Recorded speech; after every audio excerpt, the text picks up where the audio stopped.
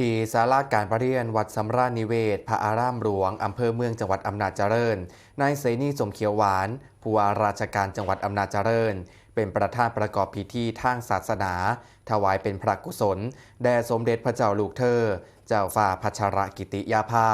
ณเรนเทราเทพยวดีกรมหลวงราชสารินีสิริพัฒน์มหาวัชรราชธิดาในวาระครบ7 มือสัตตมวานแห่งการสิ้นพระชนเพื่อน้อมรำลึกในพระกรุณาธิคุณอันหาที่สุดมิได้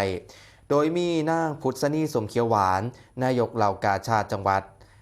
นายเทพรัตน์ตันตยานนท์นายไพฑูรย์พรหมสอนรองผู้ว่าราชการจังหวัดศาลอัยการ ทหารตำรวจหัวหน้าส่วนราชการหัวหน้าหน่วยงานรัฐวิสาหกิจข้าราชการเจ้าหน้าที่และประชาชนชาวจังหวัดอำนาจเจริญทุกหมู่เหล่าเข้าร่วมในพิธีโดยพร้อมเพรียง